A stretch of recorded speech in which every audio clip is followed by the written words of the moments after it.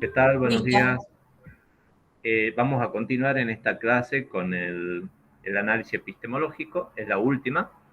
Hoy nos vamos a dedicar a la mirada epistemológica de Toulmin y Bachelard y después a diferentes concepciones acerca de, el campo de conocimiento de la biología. Si nos situamos en esta transparencia, decíamos que la dimensión epistemológica la íbamos a tomar desde los contextos epistemológicos que eran los que hablaban de, por ejemplo, de Echeverría, el de enseñanza, el de innovación, el de evaluación, el de aplicación, es decir, los lugares donde podía llevarse a cabo la reflexión epistemológica, diferentes posicionamientos de cómo considerar esa reflexión y concepciones vinculadas con la biología. Todo esto formaba parte de la dimensión epistemológica para el análisis de las clases de biología.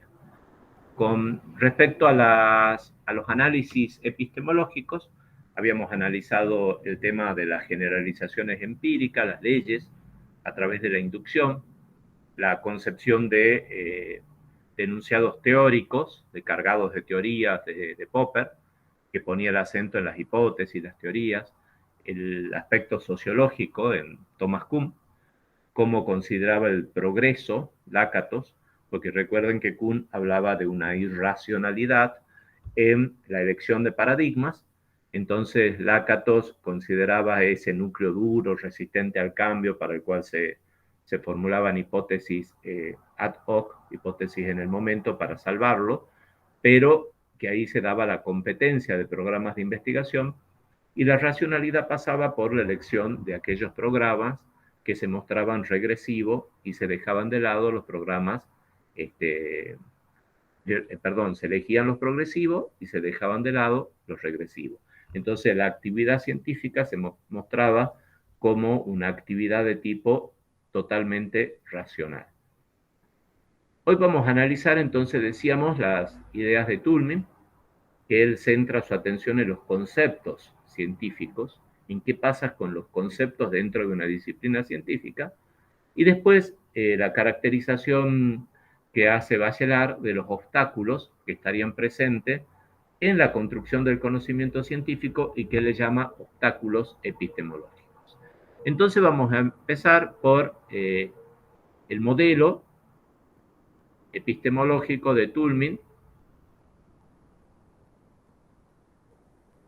con respecto a las situaciones que estamos analizando. Entonces, para el análisis epistemológico, Toulmin, en un libro que se llama La comprensión humana, él plantea que dentro de una disciplina científica hay tres niveles posibles de análisis. Un primer nivel, que sería el de las hipótesis, leyes, teorías, que es lo que hemos venido haciendo con la inducción, con Popper, con Lakatos, que hablaban acerca de los enunciados científicos, si eran leyes, si eran hipótesis, si eran teorías, cómo deberían considerarse y qué va pasando con esos enunciados. Para Toulmin, las revoluciones científicas directamente no existen. Considera un ilusionismo revolucionista porque los cambios nunca pueden ser tan bruscos. Es también la discusión que se da con respecto a la evolución de las especies, ¿no? Si es por saltos bruscos o es más bien por algo más de tipo, más una continuidad. Para Toulmin, la evolución de las disciplinas científicas es más bien una continuidad que saltos bruscos con cambios revolucionarios como los que se plantean desde los modelos de Kuhn y de Lakatos. Entonces, no considera el tema de las revoluciones científicas, sino un primer nivel de análisis que únicamente incluiría qué tipo de hipótesis, teorías, leyes están presentes en una disciplina científica. El segundo nivel corresponde a los conceptos que se manejan dentro de esa disciplina científica. Y el tercer nivel serían las aspiraciones intelectuales que tiene la disciplina que estamos analizando. Entonces, él considera una analogía y dice que una disciplina científica sería semejante a una especie biológica. Y como la especie biológica es una población de individuos, la disciplina científica va a ser una población conceptual. Es decir, podemos tomar esa población conceptual como si fuera una especie biológica y en ese caso se va a producir una evolución conceptual como las evoluciones biológicas. Entonces, estos tres niveles nos lleva a plantearnos cómo se van produciendo los cambios y recuerden que estaba de por medio el tema de la racionalidad científica. ¿Dónde está la racionalidad científica? Entonces también Toulmin va a decir que la actividad científica es una actividad racional. Pero ¿dónde estaría esa actividad racional cuando está permanentemente sometida a cambios? Entonces, el primer nivel, que se modifiquen hipótesis, leyes, teorías, para él no significa un cambio profundo dentro de la disciplina científica. Directamente es un nivel que no nos correspondería analizar desde un punto de vista epistemológico. La disciplina cambia muy poco porque vayamos acumulando leyes, porque formulemos hipótesis. Lo que permite analizar el cambio sería el segundo nivel, es decir, las conceptualizaciones que se hacen dentro de esa disciplina. Es decir, cómo conceptualiza, qué tipos de conceptos está utilizando la disciplina. Y a la vez una teoría epistemológica, plantea Toulmin, debería dar lugar a interpretar los cambios que se producen en esa disciplina, para él el cambio conceptual, la evolución conceptual, y a la vez plantearnos que existen cierta continuidad dentro de la disciplina científica. Esa continuidad que tiene que nosotros podamos hablar de la biología de Aristóteles, supongamos, ¿por qué podemos pensar que Aristóteles estaba implementando cuestiones de naturaleza biológica? Está dada por las aspiraciones intelectuales que tiene una disciplina determinada y hace que nosotros podamos hablar de, a pesar de que existan cambios, hay algo que se conserva a lo largo de todo ese proceso evolutivo dentro de la disciplina científica. Entonces, esa continuidad en la disciplina científica va a estar dada por las aspiraciones intelectuales que se tienen dentro de la comunidad científica. Entonces, por un lado, ese primer nivel de análisis no significa un cambio importante para él en las disciplinas. Podemos discutirlo. Para Popper si era un cambio, para Kuhn, para todos son cambios posibles. El segundo nivel de los conceptos es el que produce el cambio conceptual, el que produce la evolución de una disciplina en particular, y el tercer nivel, que consideremos qué tipo de aspiraciones intelectuales tiene una disciplina en particular, nos lleva a pensar en una cierta continuidad. Y como decíamos, podamos hablar de la biología a lo largo de la historia de las ciencias. Ahora, para que se produzca el cambio, decíamos, dentro de una disciplina científica se tienen que modificar los conceptos. De la misma manera que para que se produzca un cambio en una especie, se tienen que modificar los individuos, ¿no? A una modificación a nivel de individuo que después puede prosperar o no. Entonces, las modificaciones conceptuales también pueden prosperar o no. Pero para que se dé este cambio dentro de esa población conceptual y que va a llevar a una modificación de la disciplina, tendría que haber para él abundancia de innovaciones, es decir, permanentes propuestas de cambios en relación con los conceptos. Esos cambios tienen que llevar a que sean modificaciones transmisibles. ¿Qué quiere decir? Que supongamos si nosotros estamos proponiendo un cambio conceptual dentro de la comunidad científica, si no encaja, él habla de nicho intelectual, el nicho intelectual de la época, si no encaja con ese nicho intelectual, no va a poder ser transmisible. Es lo que planteábamos en relación a la teoría de enlace de valencia y la teoría del orbital molecular que hablábamos, o supongamos lo que sería la mecánica newtoniana y la mecánica relativista de Einstein.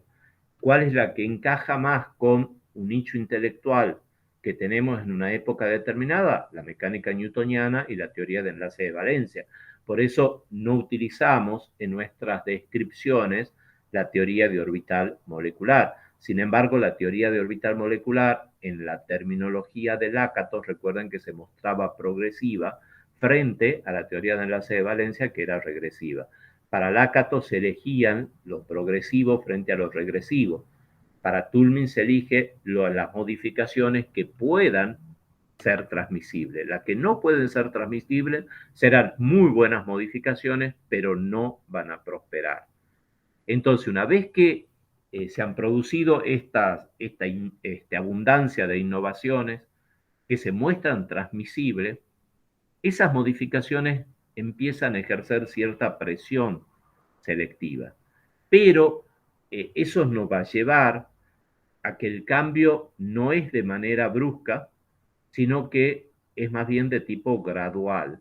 Entonces, junto con las modificaciones nuevas, tenemos que persisten dentro de un concepto determinado una cierta, digamos, como que están presentes conceptos no modificados y conceptos modificados en esa población. Hay un concepto que, digamos, que sería más abundante, una concepción determinada que esté ejerciendo mayor presión selectiva y es la que prospera de acuerdo al nicho intelectual de la época. Y ahí estaría la racionalidad científica, en elegir aquellas modificaciones conceptuales que encajan con cómo se ve en una época determinada ciertos aspectos de esa disciplina. Pero lo que nosotros tenemos que tener en cuenta que junto a esas innovaciones conceptuales van a persistir las anteriores. Y eso después vamos a ver que Bachelard habla de un perfil epistemológico, de un perfil conceptual. Otros van a tomar como una mezcla entre los dos, entre Bachelard y Toulmin, y van a hablar de un cierto perfil conceptual. ¿Qué quiere decir un perfil conceptual? Que nosotros para un concepto determinado dentro de la disciplina vamos a tener el más abundante y a su vez van a persistir algo de los anteriores. Esto nos lleva a plantearnos, supongamos, cuando nosotros estamos en presencia de un concepto determinado, cuáles son las diferentes versiones conceptuales que se tienen acerca de ese concepto. Él lo que está planteando es, en la disciplina científica existen como diferentes visiones con respecto a un concepto determinado.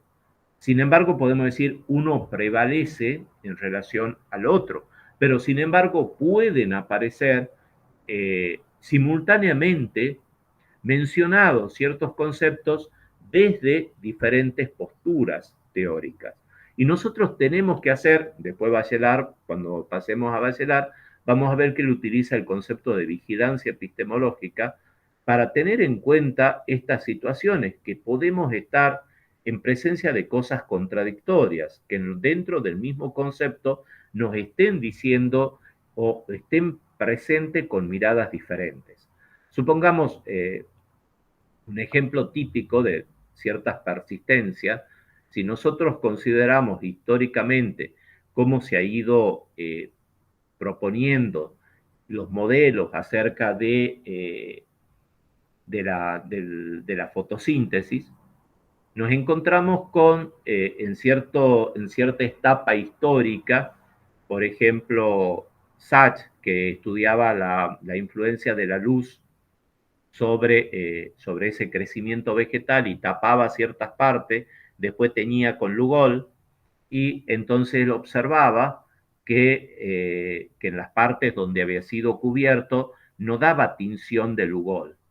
Es decir, las partes expuestas a la luz estaban dando almidón positivo, es decir, la planta estaba produciendo almidón, pero debido a digamos, a un reduccionismo. Justamente hoy vamos a hablar del tema del reduccionismo y qué significa. Un reduccionismo químico, es decir, la planta se comportaría igual que un proceso químico, propone que la planta en realidad no estaba produciendo almidón, sino glucosa. La glucosa no es identificada experimentalmente, lo que se identifica experimentalmente es la producción de almidón. Entonces, pero cuando después se vuelven, se analizan otros modelos teóricos, supongamos como el ciclo de Calvin, que se produciría gliceraldehído 3-fosfato, que ese gliceraldehído 3-fosfato tendría diferentes vías que llevarían a la producción de almidón, de sacarosa, de aminoácidos. Lo que queda, supongamos en la mayoría de los textos, es que en la fotosíntesis, el producto neto de la fotosíntesis sería la glucosa. ¿Por qué? Porque nos encontramos frente a esta situación que las modificaciones van haciendo que a la vez queden algunos aspectos que provenían de teorías anteriores. Entonces, no es que se sustituye de manera brusca un determinado concepto, una determinada forma de encarar el problema, sino que van persistiendo aspectos que corresponderían a teorías anteriores. Entonces, en la práctica nos encontramos que, supongamos, si vamos a libros de texto, todos los libros de texto, y ya lo vamos a conceptualizar eso desde una teoría que se llama la transposición didáctica, que es lo que pasa cuando hacemos la selección. Entonces, todos los textos van a hablar que la fotosíntesis involucra la producción de glucosa. Y no así, supongamos, de o almidón o sacarosa, o directamente el producto neto, que sería un hidrato de carbonos de 3 carbonos, y sería el gliceraldehído 3-fosfato. Van a seguir hablando de la producción de glucosa. O también, supongamos, en un momento dado, se pensaba que la planta transformaba el dióxido de carbono en oxígeno. Esa teoría es de Lavoisier. Lavoisier pensaba que una planta lo que hacía era, se proponía como la revivificación del aire, es decir, le daba de vuelta las características originales al aire. Entonces, lo que hacía era transformar el dióxido de carbono en oxígeno. Entonces nos vamos a encontrar con expresiones de ese tipo, que no es que el oxígeno proviene del agua, sino que proviene del dióxido de carbono, o bien la etapa lumínica y oscura. Ustedes tengan en cuenta, no tengo acá, si escriben la ecuación, la vamos a tener que escribir en el chat, medio complicado escribir en el chat esta una fórmula, pero decíamos, si escribimos CO2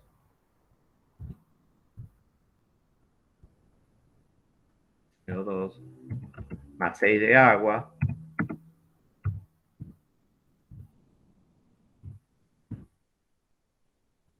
eso carbono 6, hidrógeno 12, como se escribe comúnmente la ecuación, oxígeno 6.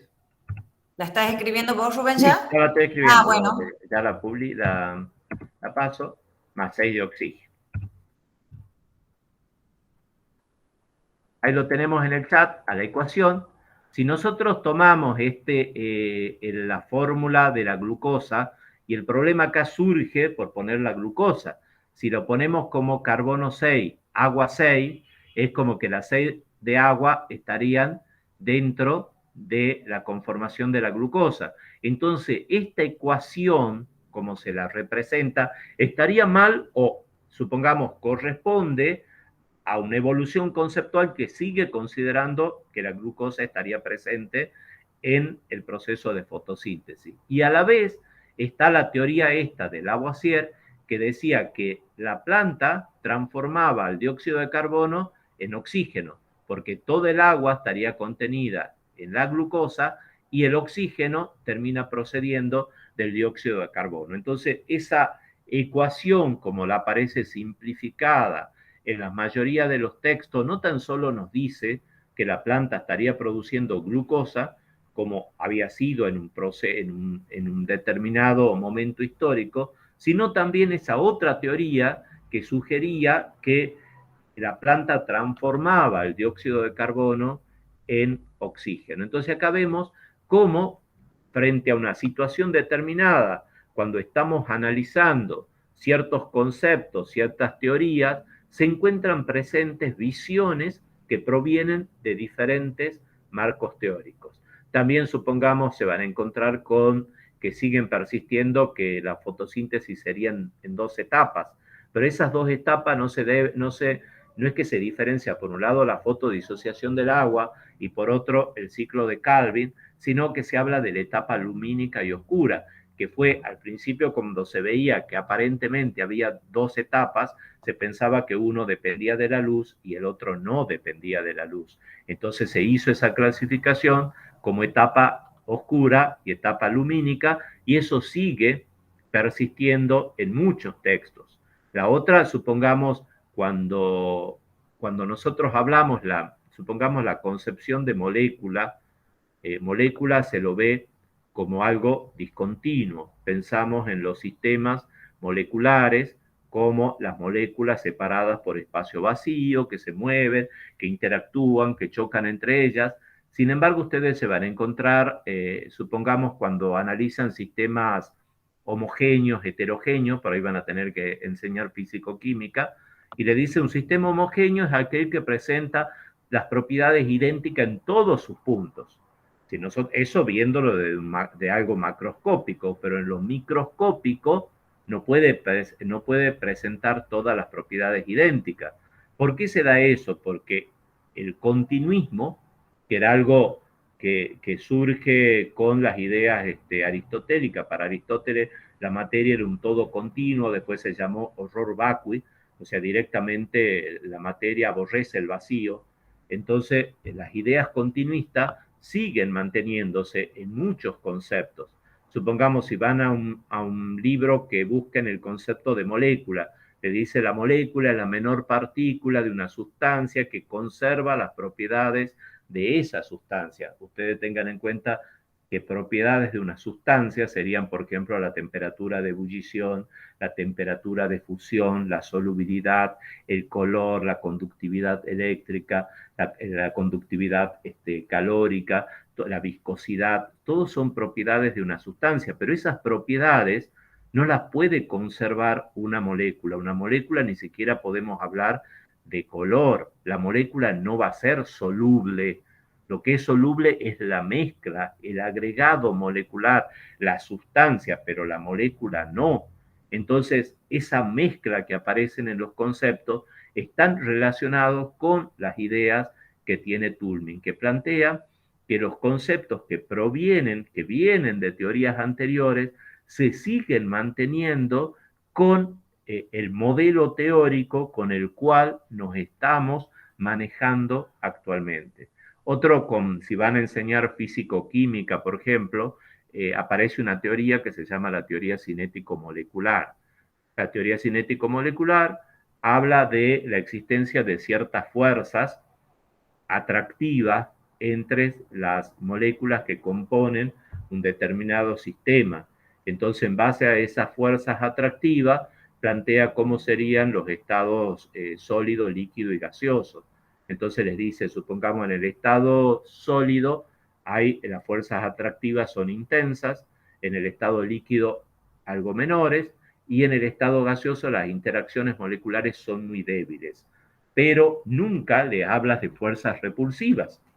Sin embargo, ustedes cuando vayan a los libros de texto, se van a encontrar que aparece un concepto de fuerza repulsiva y le dice, en los sólidos prevalecen las fuerzas atractivas sobre las repulsivas.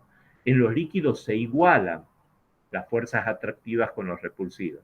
Y en los gases, las fuerzas repulsivas son mayor a las atractivas. Es decir, dos modelos totalmente contradictorios, a veces aparecen hasta mezclados. ¿De dónde surge ese modelo? Era un modelo propuesto en el siglo XVIII por Lavoisier, que hablaba de la existencia de fuerzas repulsivas.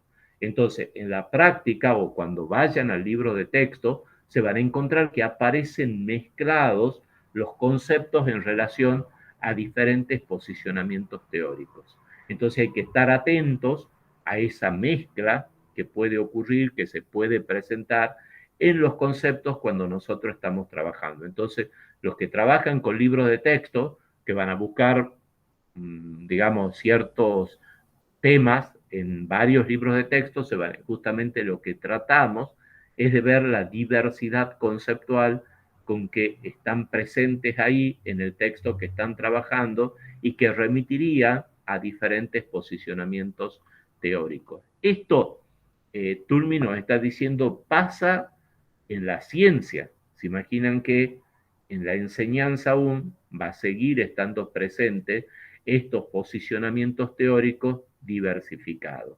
No es como que tenemos que estar atentos permanentemente porque la misma ciencia tiene estos problemas que los conceptos no aparecen tan delimitados, sino más bien difusos porque presentan visiones que corresponden a teorías diferentes. Si ustedes supongamos un libro de bioquímica como Leninger, cuando empieza a desarrollar la parte de fotosíntesis, al principio habla de la producción de glucosa y después se olvidó.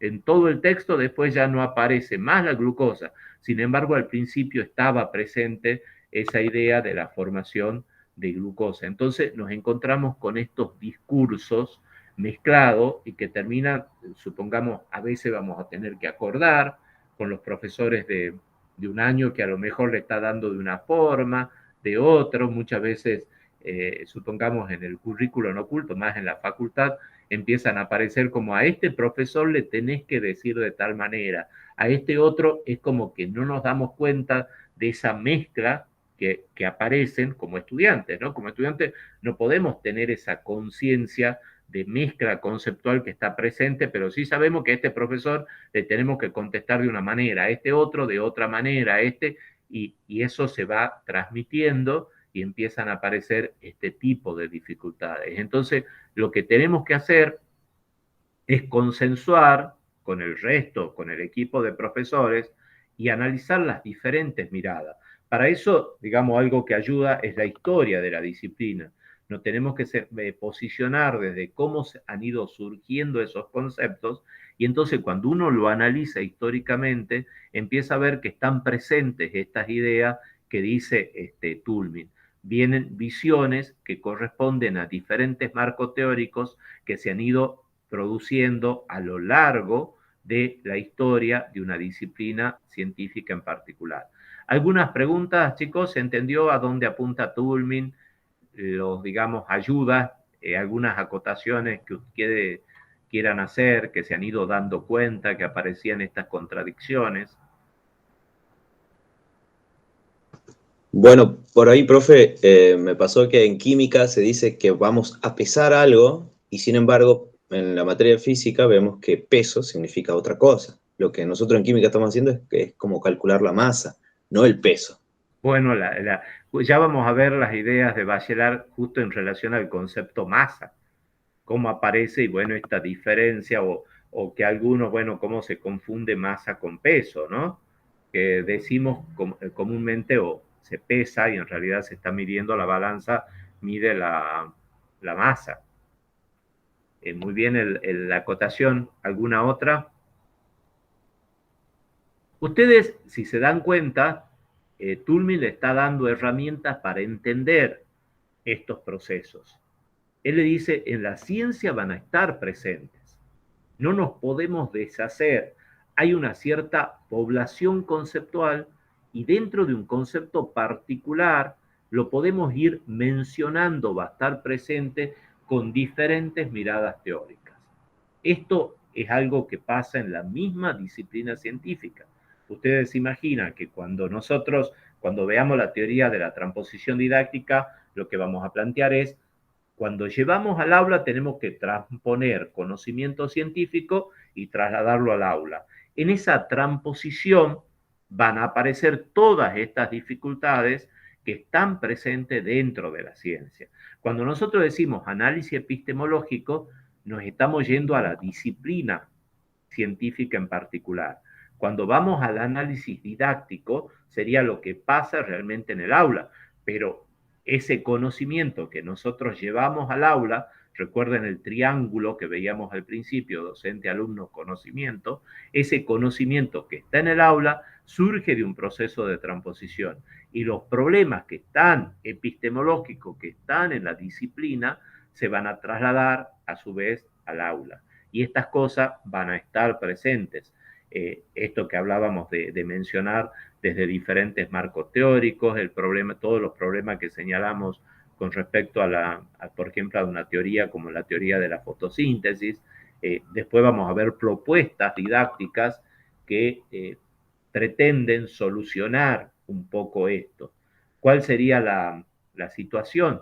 Hablar de un cierto perfil conceptual, el tema del lenguaje, cómo supongamos en distintos medios, cómo hablo, y ese hablar involucra cierta visión conceptual respecto a fenómenos particulares. Supongamos es muy común que nosotros en la casa hablemos de una olla que se quema, o sea, se puede desde el punto de vista teórico, la olla no puede quemarse, sino que hay una combustión incompleta del gas, supongamos, y produjo carbón, y ese carbón se deposita sobre la base de la olla, pero la olla no se está quemando. Entonces, nosotros tenemos ciertos lenguajes que van a depender del contexto, cómo lo estamos utilizando. Entonces, ese va a ser un modelo teórico para la enseñanza que yo tengo que considerar las diferentes formas con las cuales me expreso en relación a un fenómeno particular. Eso va a ser un modelo que se llama modificación de perfiles conceptuales. Hay un perfil conceptual en relación a lo que nosotros estamos enseñando. Y hay otro modelo teórico que se llama enseñanza por contrastación de diferentes modelos y teorías.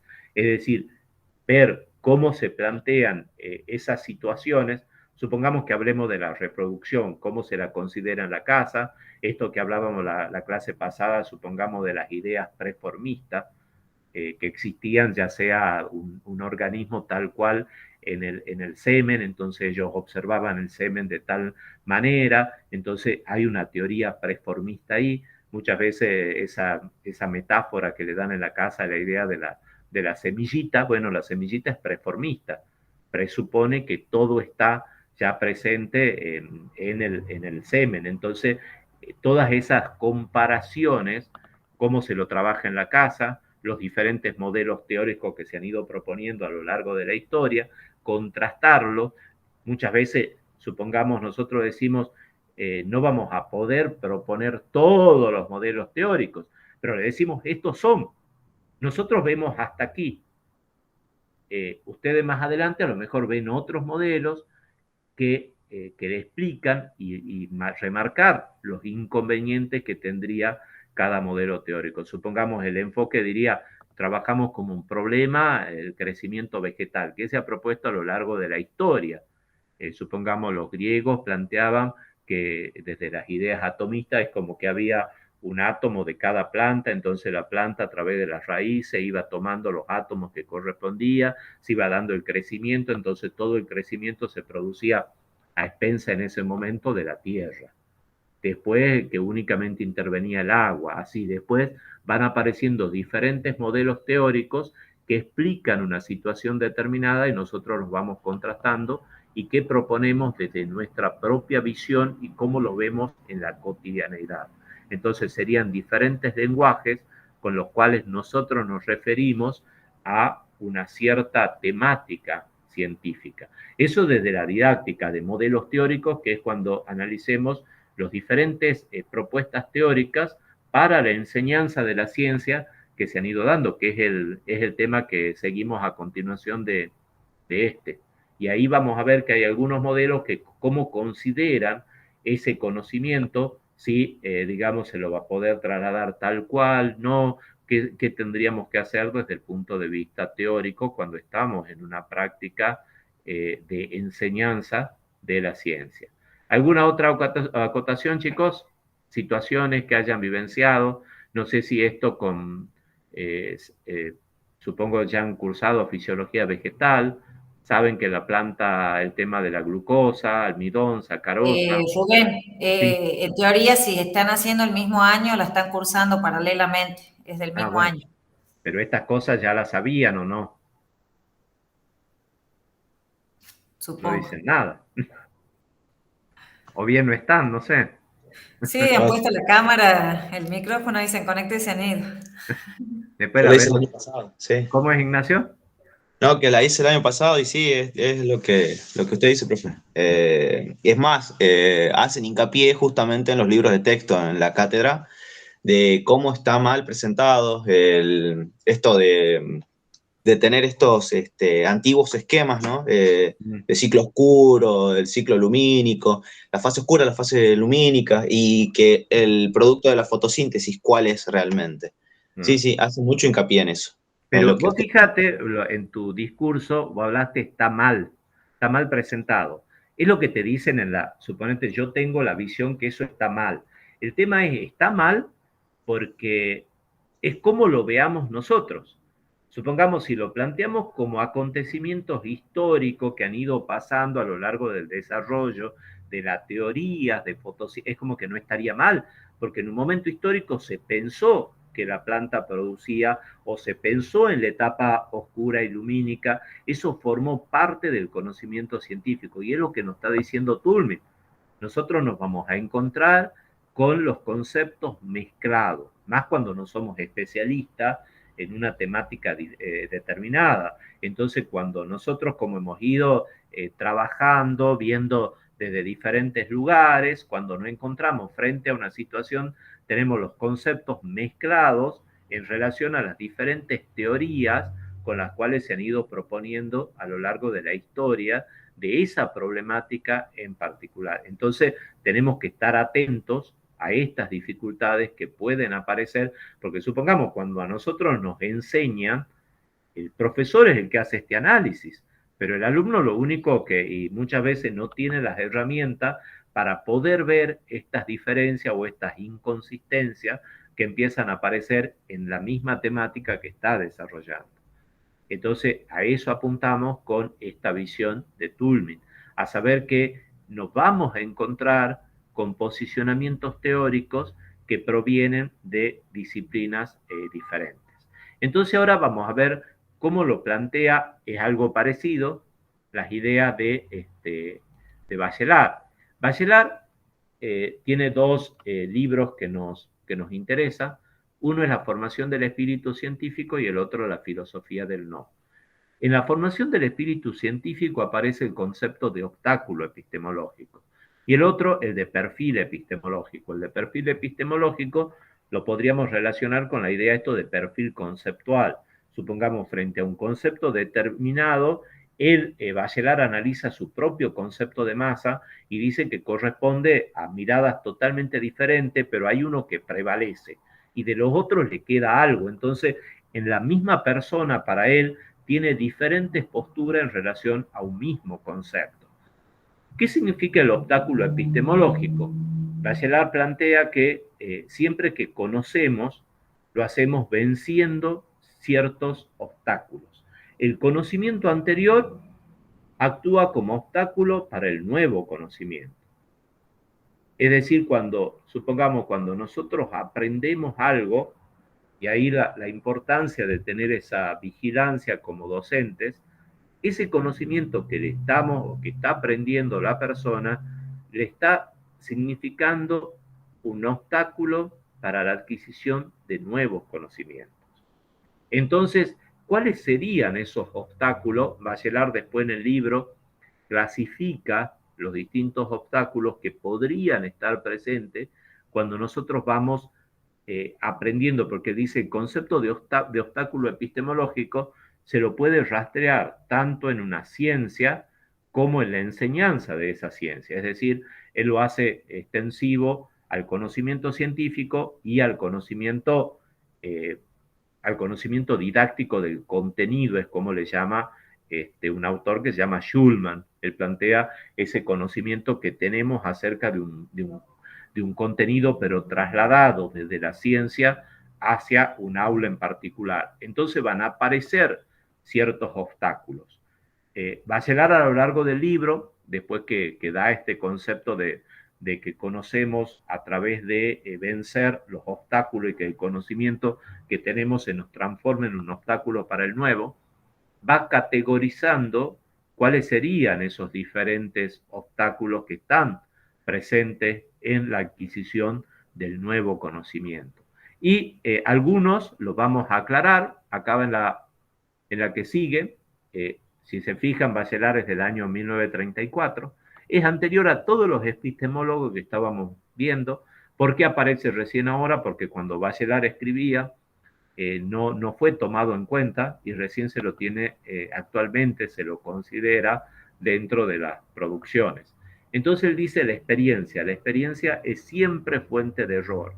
Lo que tendríamos que haber observado aparece claro después, no cuando estamos observando en una cierta situación. Es lo que planteábamos en relación con la inducción y cómo observamos y qué es lo que observamos, ¿no? La experiencia es siempre fuente de error, es decir, la observación va a ser fuente de error en relación a lo que nosotros pretendemos conceptualizar.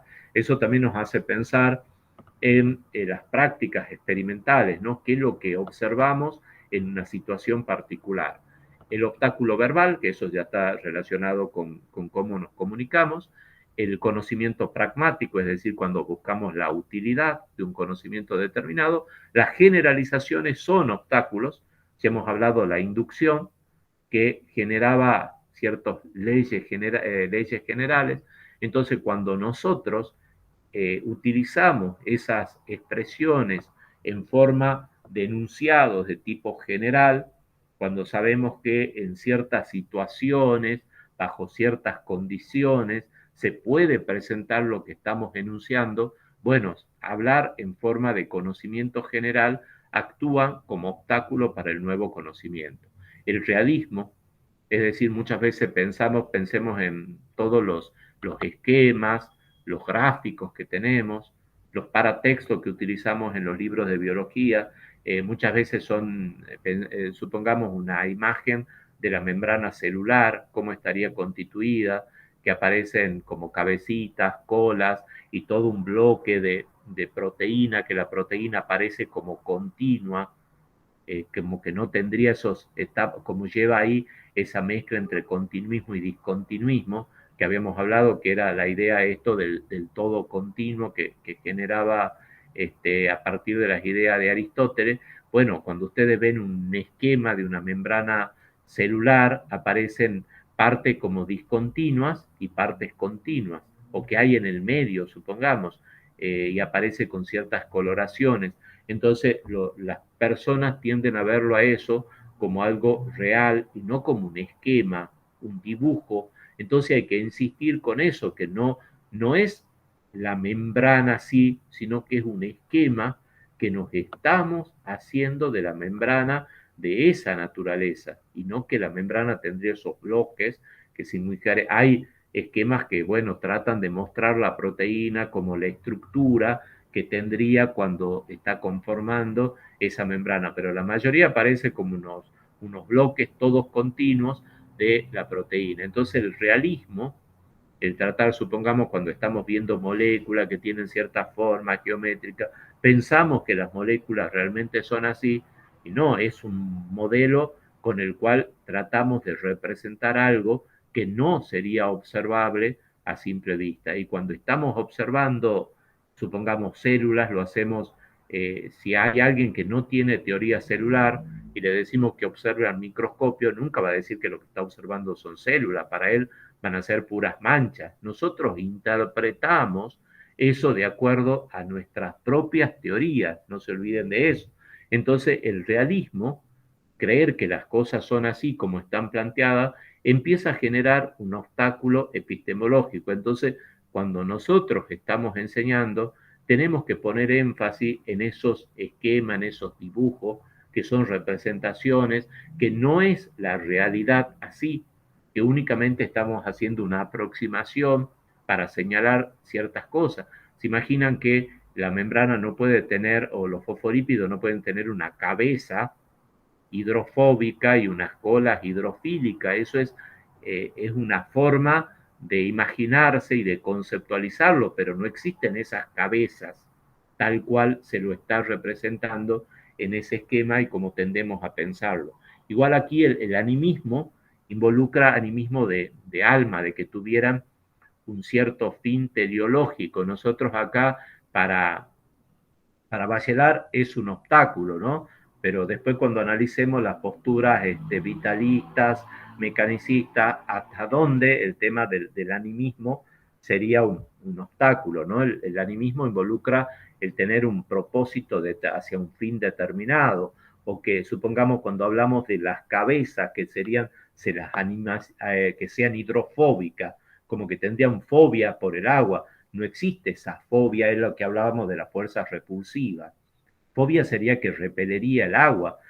Digamos, la parte no polar no repele al agua. Las interacciones son extremadamente bajas y tienden a acomodarse de esa manera, pero no repeliendo al agua. Sin embargo, hablamos de cabezas hidrofóbicas o de colas hidrofílicas que tendrían afinidad por el agua. Entonces hablamos como fobia, afinidad. Ustedes recuerden los conceptos en orgánica de ataque nucleofílico, ataque electrofílico. Entonces, una molécula no puede atacar a otra. Entonces, eso sería hablar desde un animismo. O sea, nosotros tenemos, muchas veces decimos, supongamos, el ácido ataca al metal. El ácido no es que lo ataca. El ácido, nosotros, la conjunción de ácido-metal lleva a la producción de ciertos procesos químicos que en O lo come también. ¿Cómo? O lo come. Lo come, el ácido lo come al metal. También aparece mucho en las visiones cotidianas, ¿no? Que aparece este animismo en relación a ciertas cosas que no tienen un comportamiento intencional, sino que aparece de esta manera y no, como decíamos, bueno, el ácido lo come al metal, lo ataca, aparecen en los conceptos de ataque nucleofílico, electrofílico, o acá en la membrana que estábamos analizando. La membrana tiene ciertas cabezas que son hidrofóbicas. Hidrofóbica significaría repulsión por el agua. No hay repulsión. Se imaginan que nunca puede haber repulsión. Eso significaría que si nosotros tenemos un lípido en contacto con el agua, habría una separación ahí, una interfase totalmente vacía. Si existiría repulsión, hay esquemas, yo vi esquemas en libros que le dicen como el agua fuera de aquí más o menos. No la puede aceptar. No, únicamente son esquemas de esa naturaleza y hay que estar tener presente que pueden aparecer estas ideas de comportamiento animista con una intención determinada que tienden hacia algo en esas explicaciones en particular. El solo hecho que yo hable de cabezas, colas, que le den, el tema es como, supongamos, ¿por qué decimos colas? Las colas serían el zigzag de la cadena carbonada.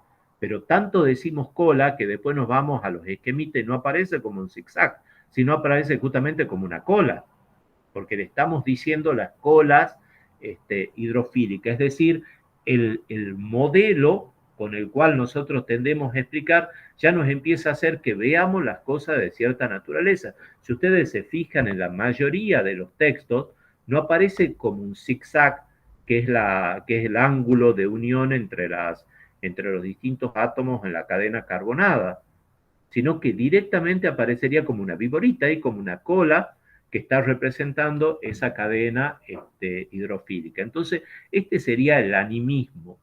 Y la libido para Bachelard aparece cuando tendemos a dar papeles activos. Sería medio parecido a lo que estamos hablando del animismo, ¿no? Nada más que uno, el que decíamos lo come, o en realidad se necesita la presencia de los dos, y no es que uno sea el activo y el otro el pasivo. Supongamos, muchas veces decimos la combustión, necesitamos el combustible. El oxígeno es el que permite que se dé la combustión. No es que el oxígeno está permitiendo, sino que ahí hay una reacción química con el oxígeno. Pero no es que el oxígeno, supongamos, el que permite la respiración. No, el oxígeno interviene en la respiración, pero no es el que permite que respiremos. Entonces, esto significaría el obstáculo libidinal como dar papeles a algunos componentes como activos y los otros como pasivos. Diríamos, el oxígeno va a permitir la respiración. No, directamente el oxígeno tendría que estar presente y la respiración involucra ciertas interacciones que lleva a que se produzca ese proceso, pero no es que el oxígeno actuaría de manera activa en ese proceso. Entonces, estos son los conceptos de obstáculo epistemológico, y el otro que decíamos de Bachelard es el de perfil epistemológico.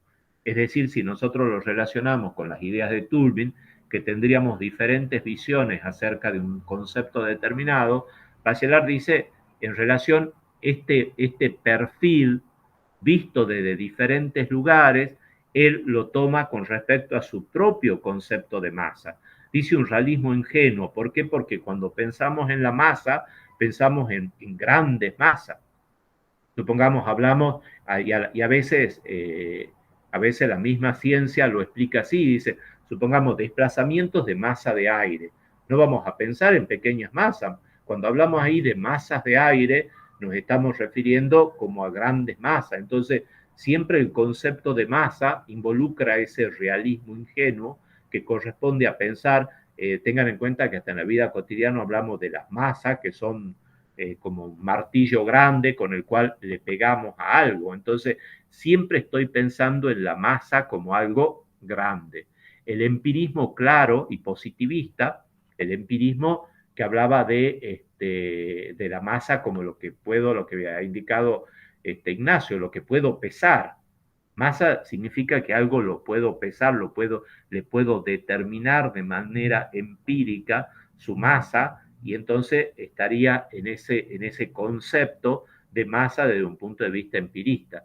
A su vez, el racionalismo, que lo involucra como la masa como una constante de cierto cuerpo que se conserva, entonces ahí entraría ya en una visión de masa a través de ese racionalismo.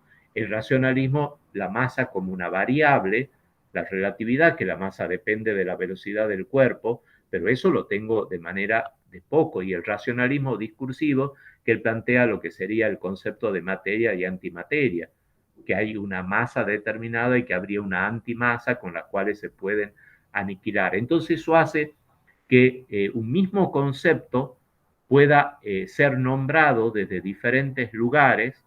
Acá, si se fijan, desde un realismo, desde un empirismo, desde un racionalismo, de esa constante de masa, de hablar que depende, no depende de la velocidad, que sería una constante, no sería una constante.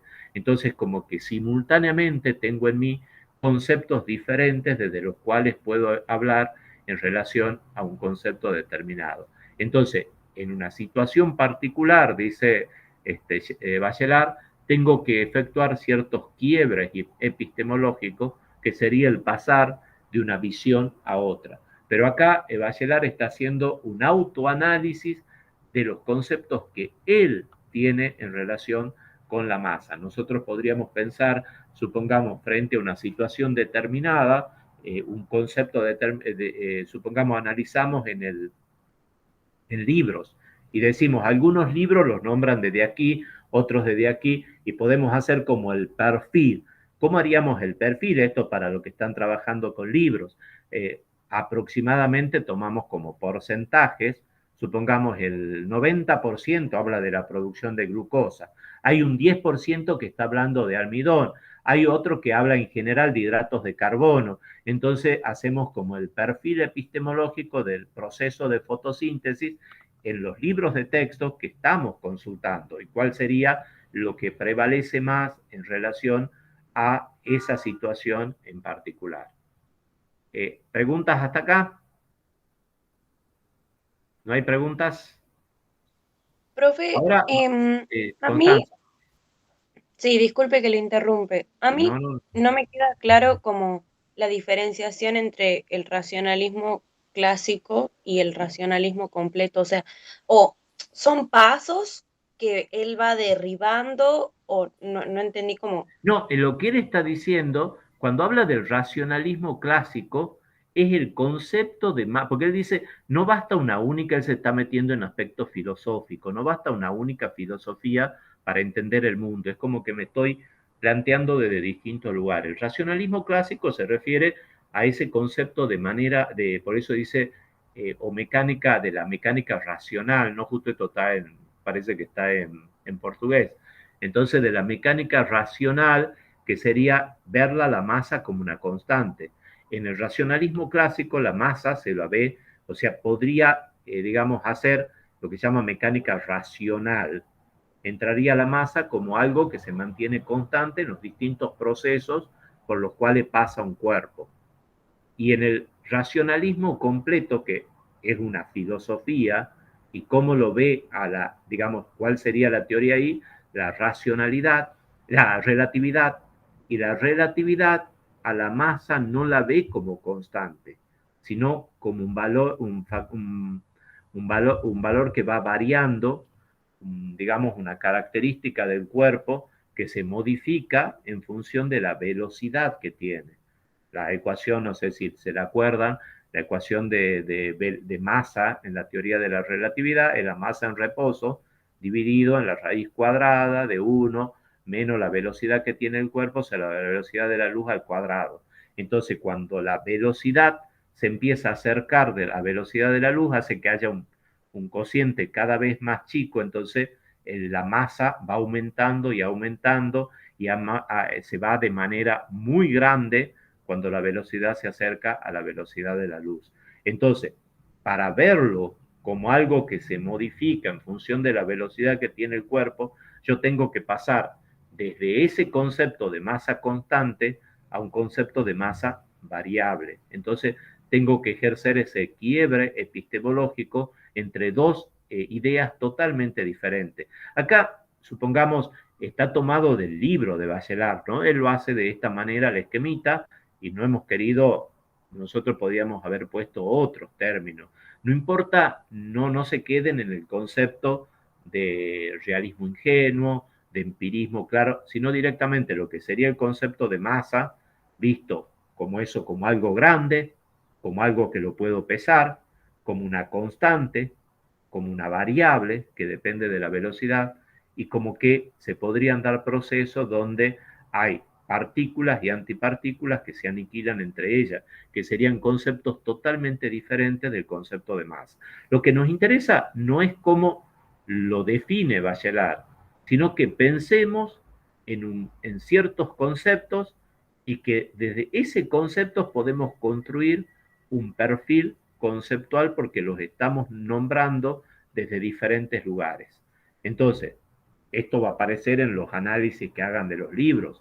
Ustedes como que van a decir, todos estos están mencionando desde este lugar, estos otros hablan desde otro punto de vista, y podemos hacer aproximadamente un perfil epistemológico. Yo le decía, podríamos hablar de los libros que hablan de glucosa, de los que hablan de hidrato de carbono en general, de lo que están hablando de almidón y sacarosa o de almidón solo. Entonces, ciertas visiones respecto a cuál sería el producto final de la fotosíntesis, que podemos construir el perfil epistemológico en relación a cuál serían los conceptos que menciona el libro de texto en relación a los productos finales de la fotosíntesis.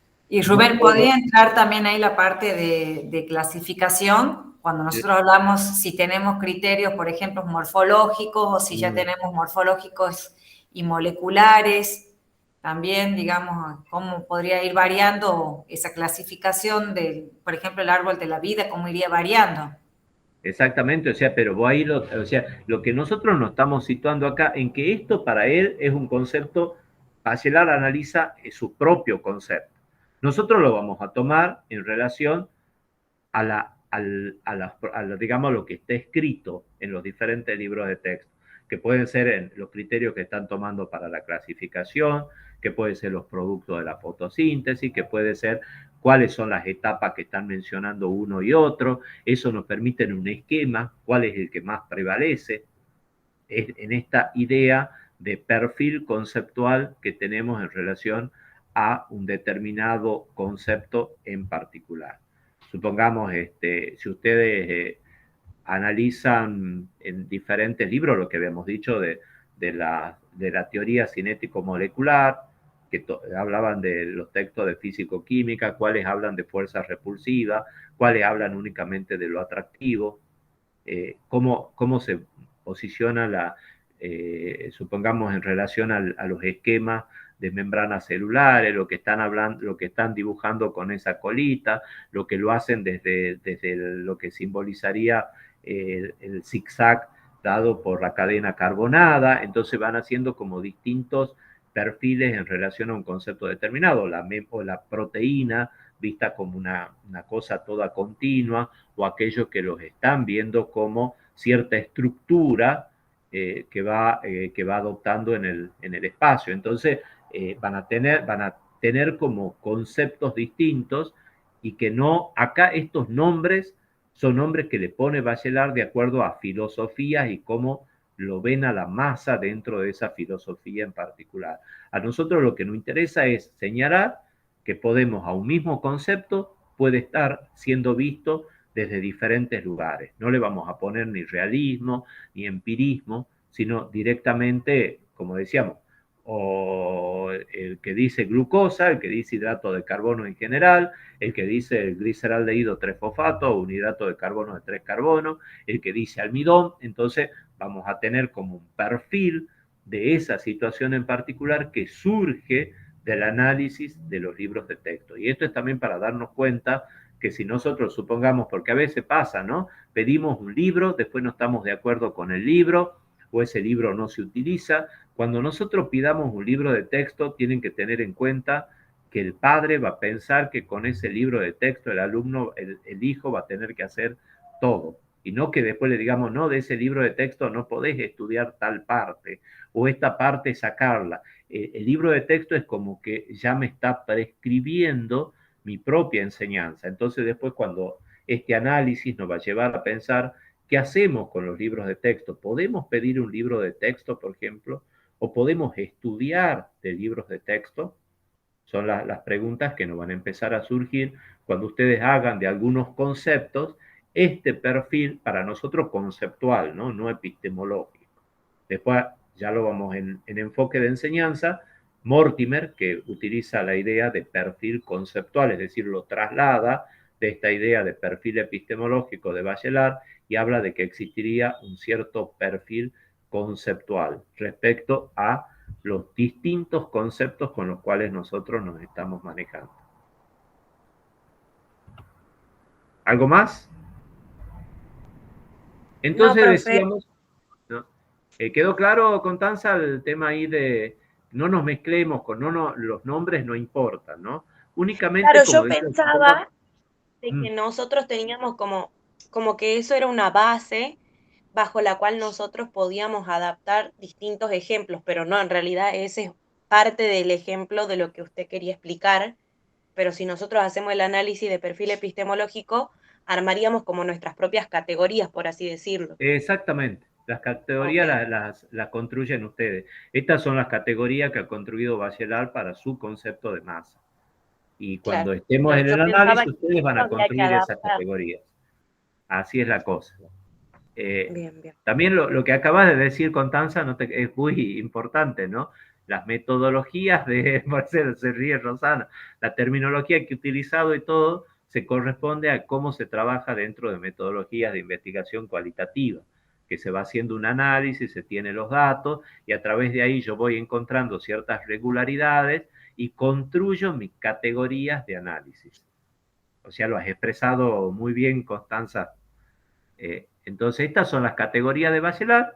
Cuando ustedes Ya le vayan a podemos hacer... sumar un punto en el final. ¿Cómo? Le podemos sumar un punto en el final. Cuando vayan a hacer el análisis, ustedes van a tener las categorías que ustedes fijen para esos conceptos que los ven como mencionados desde diferentes lugares. Ahora vamos a pasar a las concepciones sobre biología. El tema de la biología, no sé si sabían que, supongamos, en los currículums, la biología como espacio curricular, ¿en qué año aparece, Rosana, te acordás? Pero es en 1980 por ahí. ¿Conté? En el secundario, biología aparece recién. Ah, no me acuerdo. Acá Creo lo que tengo era el en el libro. año Acá lo tengo. 80, debe ser en el año antes, supongamos, yo no cursé con biología, estoy diciendo que soy medio bastante viejito, Pero cuando yo hice primer año, tenía botánica, en segundo año tenía zoología y en tercero tenía anatomía. No aparecía como algo unificado la biología. Pero, sin embargo, bueno, los conceptos es más, en la misma facultad teníamos la licenciatura en zoología y la licenciatura en botánica. No existía la licenciatura en ciencias biológicas. Entonces, esta unificación se va a ir, es bastante reciente. Sin embargo, el concepto de biología es anterior a todos estos procesos que se han ido dando. Ahí Rosana ha ido a buscar de dónde, cuándo aparece biología en el currículo, porque lo teníamos en un trabajo.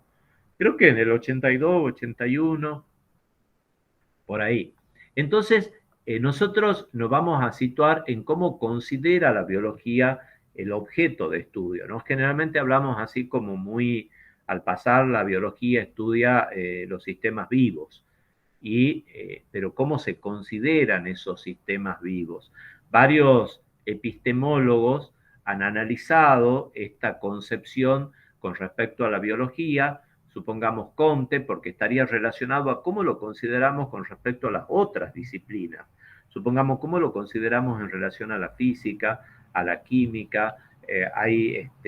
Para eso vamos a ver que ciertas posturas que se llaman mecanicistas, si los organismos vivos pueden ser considerados como una máquina o no. Supongamos ustedes tienen las ideas de Paley, se llama, que hablaba del relojero, o sea, si hay un reloj, pensamos que hay un relojero. Entonces la idea de máquina, supongamos, supone un diseñador. Cuando hablamos de programas genéticos, por ejemplo, supone que alguien ha trazado ese programa genético que se puede expresar de cierta manera. Bien. Entonces, sí. Acá aparece como ciencias biológicas en el 41, porque el trabajo está hecho hasta el 53. Ah.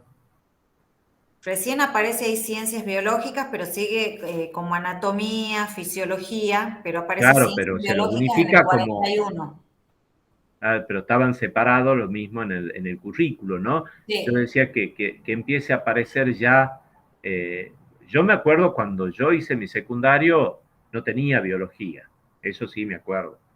Pero bueno, no Yo estaba en sí el tenía 41. biología. Yo sí tenía biología. Claro, entonces, bueno, decíamos que estos, tanto Comte como Piaget, como lo que sería dentro del paradigma de la complejidad, que ahí vamos a ver la idea de Prigogine y Morin, que sería, ustedes han visto que a veces hablamos de los niveles de organización. Bueno, ¿cuáles serían los niveles de organización biológico? Y si tenemos otros niveles de organización que no serían biológicos, por ejemplo, y si habría esas características. Vamos a empezar con las ideas de Comte. Para Comte, toda ciencia pasa por estos tres estadios. Ustedes deben haber sentido mucho el hablar de positivismo. El teológico, el estado teológico, es como que pone el acento en los problemas de esa ciencia en una cuestión de tipo teológico, ¿no? Si nosotros hablamos, lo que decíamos del tema del relojero, que, bueno, ¿cuál es el origen de esas estructuras, supongamos, de los organismos, y ponemos el último origen en algo teológico, significaría ponerlo en Dios? El estado metafísico lo pone en entidades no observables. Supongamos cuando ya empezamos a hablar de procesos moleculares, esto, y un estadio positivo únicamente hace referencia a lo netamente observable. Es decir, para Comte, las disciplinas científicas han ido evolucionando de esta manera hasta alcanzar el estadio positivo. En realidad, lo que quería establecer Comte en un libro que se llama Curso de Filosofía Positiva es ver que había una ciencia, que era la sociología, que había alcanzado ese nivel para él de estadio positivo. Entonces dice, ¿cuáles son las disciplinas positivas? Estamos hablando de mediados del siglo XIX, ¿no? ¿Cuáles son las disciplinas que han alcanzado ese estadio positivo? Para él son la matemática, la mecánica en forma de astronomía, la física, la química, la biología y por último la sociología. Pero lo que está diciendo al hacer esta escala, dice, esas disciplinas positivas no son totalmente independientes. Es decir, supongamos la biología no sería independiente, sino que dependería, en última instancia, los conceptos de la biología se podrían identificar en términos de conceptos químicos, como a su vez la química en términos de conceptos físicos y a su vez la física en términos de conceptos matemáticos. Es decir, para el estadio positivo pone el acento en lo cuantificable. Si podemos cuantificar algo, estaríamos en un estadio positivo. Es decir, sí o sí, todo se tiene que reducir a conocimiento matemático. Es lo que nos está diciendo las ideas de Comte de acuerdo a esta escala de la ciencia. Supongamos, la química se reduciría a procesos matemáticos, la biología se reduciría en última instancia a procesos de tipo matemático. Este tipo de currículum, de idea curricular, influyó, y ustedes saben cuáles son las materias que tienen en primer año y cómo sufren con una en particular, que es la matemática. ¿Por qué? Porque las ideas del positivismo es, si sabemos matemática, podemos acceder a todos los otros niveles de conocimiento. Es decir, no nos podemos despegar de la matemática. Algunos quizá lo han sufrido bastante a estas ideas de Comte, donde para poder acceder al conocimiento de la biología, primero tendríamos que acceder al conocimiento de tipo matemático. Son ideas bastante antiguas, ¿no? En la Academia de Platón había un mensaje que decía, nadie entra aquí si no sabe matemática. Es decir, para acceder a cualquier tipo de conocimiento, lo importante sería el conocimiento matemático. Todo se tiene que reducir en última instancia a una forma de cuantificación. Nosotros muchas veces en trabajos de investigación, en todo, de alguna manera le tienen que cuantificar o con frecuencia o con cuestiones estadísticas, de manera que esté enmarcado dentro de una posición totalmente positivista y cuantitativa. Ahora, este tipo de reduccionismo genera ciertos inconvenientes. Supongamos, no podemos decir que podemos establecer los procesos biológicos como procesos químicos. Supongamos, ¿qué pasa cuando nosotros queremos ver un proceso como la fotosíntesis, totalmente biológico, y establecerlo como una reacción química? Surgen los problemas que estábamos viendo hace rato, que supongamos, da la idea, si yo me dejo llevar por un reduccionismo, eso significa reduccionismo, que hemos dicho, ya lo vamos a analizar enseguida, es decir, todos los procesos biológicos los puedo reducir a procesos químicos.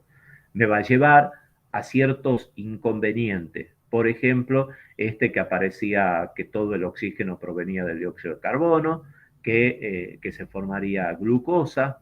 ¿Por qué? Porque si la planta produce almidón, el almidón es un polímero de glucosa. En un tubo de ensayo, el polímero se forma por adición de monómeros, entonces lo mismo debería pasar en la planta. Hago como estas inferencias que desde el punto de vista de la biología no serían posibles.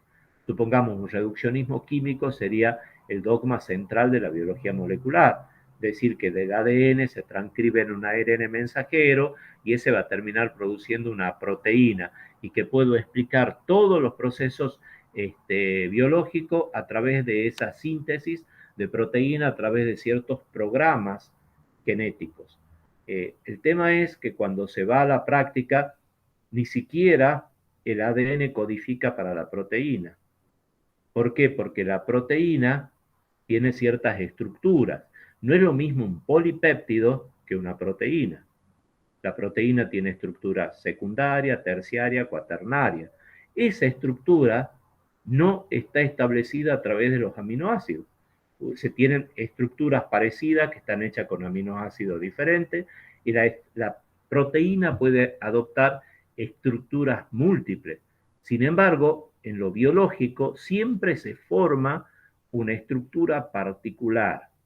Esa estructura particular no está determinada por el código genético o por el ADN, porque el ADN lo que codifica son aminoácidos, está codificando un polipéptido, no una proteína. Entonces, desde ahí empiezan los problemas. Entonces, reducir, que eso sería el mecanicismo, ¿no? Que vamos a ver que las posturas biológicas o son mecanicistas, vitalistas, u otro concepto que se llaman organicistas, que es la idea de Mayr, y que se clasifican así las diferentes visiones dentro de la biología. Ya la vamos a caracterizar a cada una.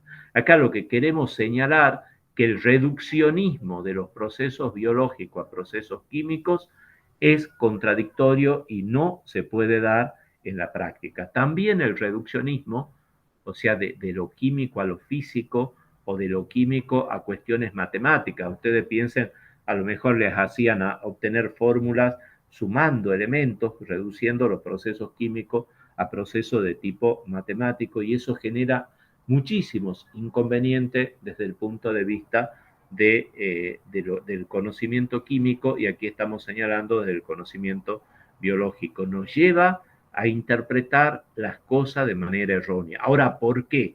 ¿Por qué, digamos, esta idea mecanicista que podría reducirse el conocimiento de la biología a conocimiento químico, como lo está estableciendo Comte? Ahora, nosotros cuestionamos esto, pero ¿cómo lo podemos cuestionar? Históricamente, ¿qué se hizo para tratar de salir un poco de esta escala lineal de conocimientos que sí o sí primero teníamos que tener conocimiento matemático para de ahí recién incurrir en la física, después sobre la física a la química y de la química a la biología? Piaget cuestiona esta escala y dice, no hay una escala determinada, sino que habría un círculo. ¿Por qué?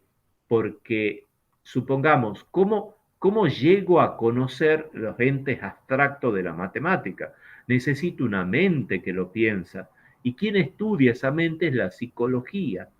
Entonces, y la psicología, si la apoyamos sobre la biología, recuerden que Piaget era biólogo, terminamos en que no existe una escala de conocimientos, como planteaba Comte, sino que hay un círculo, y el círculo es vicioso. ¿Vicioso por qué? Porque es como el quién fue primero, el huevo o la gallina. ¿Dónde nos situamos primero en este círculo? Al círculo en realidad estamos diciendo, podemos establecer relaciones, vínculos con las distintas disciplinas, pero no necesitamos una escala por donde transitar, sino que podemos entrar a cualquier disciplina y encarar las interrelaciones que se van produciendo. Frente a esta situación, hablábamos de los paradigmas que tenemos, visiones diferentes. Por un lado tenemos el paradigma de Mayr, que él hablaba del fisicalismo, vitalismo, organicismo, y por otro, las ideas de paradigmas en forma general, miradas distintas que se tienen respecto a las ciencias naturales. Prigogine va a hablar de un paradigma mecánico, de otro entrópico, que entropía significa evolución, pero es una evolución diferente a la evolución que se postula desde el punto de vista de la evolución darwiniana. No sé qué opinás, Rosana, si lo dejamos acá, porque si no se va a hacer largo esto. Tengo que ir más lento, ya nos atrasamos mucho. Y bueno, no sé cómo estamos. ¿Viste el día que viene en la clase que viene? Hemos detenido bastante con lo anterior. Sí, ya me fijo en el... Enfoque según el cronograma. ¿Enfoques? Enfoque. Sí. ¿Y para enfoque tenemos cuántas clases? Dos. Bueno, voy a tratar porque esto requiere como una explicación más detallada, ¿o no? Sí. ¿Sí? Bueno. Sí, y si lo das hoy, entra en el parcial. Si no lo das hoy, no entra en el parcial. Bueno, para que no entre en el parcial lo vamos a dejarla para la clase que viene. Entonces, chicos, esto acá lo que estamos planteando es el problema en relación a cómo caracterizamos la biología en el campo de las otras ciencias. Para eso, decíamos, teníamos estas dos propuestas. O es una escala de conocimientos donde sí o sí la biología tenía que reducirse a conocimiento químico y en última instancia a conocimiento matemático, o aparece este círculo que plantea Piaget, donde no sería, el círculo no propone la reducción, pero si hay una dependencia, establece vínculos con las otras disciplinas. Para eso, digamos, para salir un poco del círculo, cómo le damos autonomía a la biología como disciplina, nos planteamos como diferentes paradigmas o posicionamientos en el conocimiento biológico.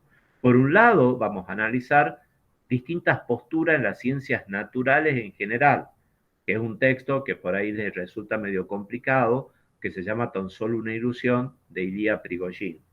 Y Mayr, que señala como 3 visiones diferentes en relación a la biología. Algo hemos ido hablando de qué significaba una mirada fisicalista, una mirada vitalista y por último una mirada organicista. Es como que esto nos va clarificando en relación a cómo posicionarnos con respecto a las diferentes propuestas de curriculares, de conocimientos vinculados con la biología. Entonces la clase que viene lo vamos a desarrollar a los diferentes paradigmas y ver cómo salimos tanto de la escala de conocimientos lineales, que sí o sí, que es lo que más prevalece en la práctica, ¿no? Que significaría una idea de paradigma más bien fisicalista o mecanicista, donde todo el conocimiento de la biología tiene que reducirse a principios de tipo físicos químicos. Entonces estaríamos en esta parte donde Mayr habla de un paradigma fisicalista. Ahora, ¿qué señala el vitalismo y el organicista? Y dentro del organicismo vamos a ir con ciertas características como las propiedades emergentes, qué serían las propiedades emergentes, y los diferentes niveles de organización que nos van a permitir conceptualizar la biología desde un punto de vista más autónomo y no reducido a ese tipo de conocimiento. Entonces eso vamos a analizar la clase que viene y a la vez vamos a comenzar con los distintos modelos teóricos que tenemos ya para la enseñanza de la ciencia. Entonces, si no hay más preguntas. Bueno, entonces iría hasta Comte, lo del parcial. Bueno, ¿el parcial cuándo es? El lunes. Ah, el lunes tienen. Sí. Piaget no, Comte nada más. No, hasta Comte. Bueno. ¿Preguntas, chicos? Si no, ya nos vemos la clase que viene. Y que les vaya muy bien en el parcial. Gracias, profe. Bueno, hasta luego, chicos. Muchas gracias, profe. Gracias, profe. Buen día. Hasta luego. Chao, hasta luego. Seguimos la grabación si quieren. Sí, ya paro la grabación.